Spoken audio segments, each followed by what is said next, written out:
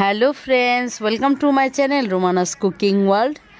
আমি আজকে আপনাদের জন্য রুটি বা ভাতের সাথে খাওয়ার জন্য খুবই মজার একটা ভাজির রেসিপি নিয়ে হাজির হয়েছি। আর এই রেসিপিটা যদি আমারটা ফলো করে করেন তাহলে খুবই টেস্টি হবে এবং খেতেও খুবই মজা হবে। আশা করছি আজকের এই রেসিপিটি আপনাদের কাছে ভালো লাগবে। ভাজিটাকে করার জন্য আমি একটা ননস্টিকের একটা প্যান বসিয়েছি, দিয়ে দিচ্ছি পরিমাণ মতো তেল। আর সব সময় খেয়াল রাখবেন যে ভাজিতে একটু তেল বেশি দিলে কিন্তু সেটা যে কোনো ভাজি সবজি হোক বা শাক হোক, তেল দিলে কিন্তু খেতে বেশি ভালো লাগে এবং টেস্টি হয়।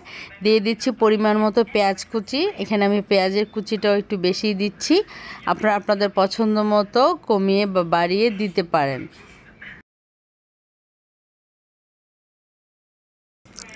এখন পেঁয়াজটাকে আমি একটু হালকা ভাজবো, ওরকম কোনো বেশি ভাজার প্রয়োজন নেই।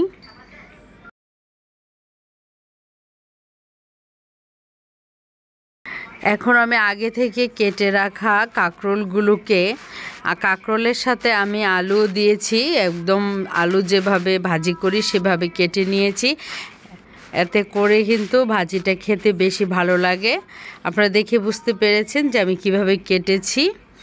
যেগুলো বড় ছিল সেগুলো আমি বিচি ফেলে দিয়েছি, আর যেগুলো ছোট সেগুলোর বিচি আমি রেখে দিয়েছি। দিয়ে এগুলোকে আমি এখন সবগুলো দিয়ে দিচ্ছি।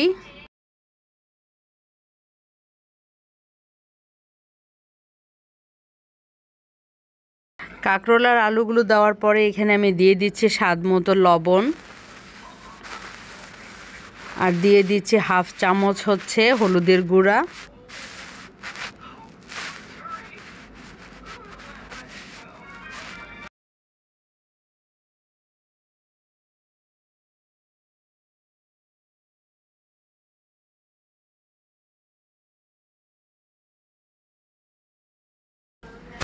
দিয়ে দিচ্ছি কিছু কাঁচামরিচ, আপনারা চাইলে এগুলোকে কেটেও দিতে পারেন, তবে আমি কাটিনি। তবে যখন খাবো তখন এগুলোকে একটু ভেঙে ভেঙে মিক্স করে নিব।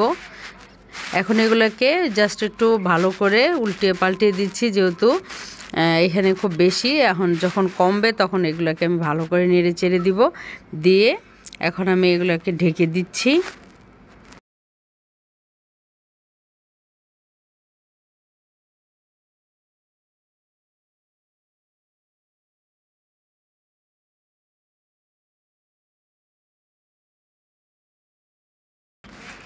ফিরে আসলাম 5-6 মিনিট পর।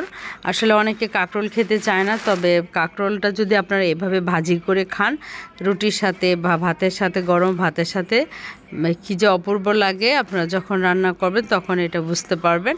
এখন আমি খুব ভালো করে উল্টিয়ে পাল্টিয়ে এগুলোকে মিক্স করে দিচ্ছি।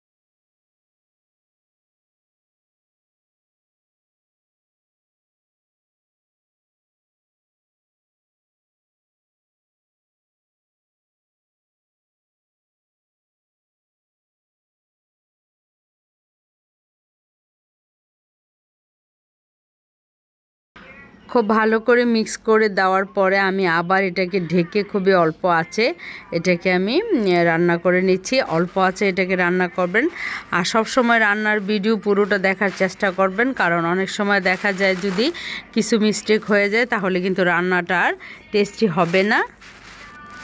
এখন আমি কিছু সময় এটাকে খুলে রান্না করব, কারণ হচ্ছে আমার রান্নাটা হয়ে গেছে। দেখুন আমার সব কিছু খুব ভালো করে সিদ্ধ হয়ে গেছে।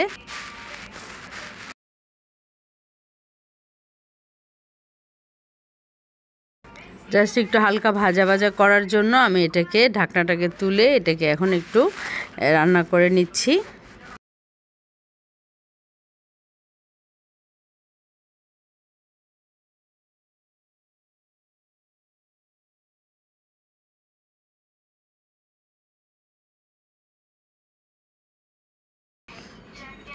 ভাজিটা আমার করা হয়ে গেছে, আপনারা দেখেই বুঝতে পারছেন যে কতটা সুন্দর হয়েছে আর খেতে অসাধারণ লাগে।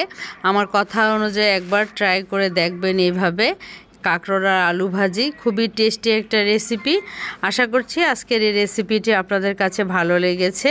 আর যদি ভালো লেগে থাকে তাহলে লাইক, কমেন্ট, শেয়ার এবং সাবস্ক্রাইব মাই চ্যানেল। অনেক ধন্যবাদ ভিডিওটি দেখার জন্য। আবার ফিরে আসবো কোনো নতুন রেসিপি নিয়ে।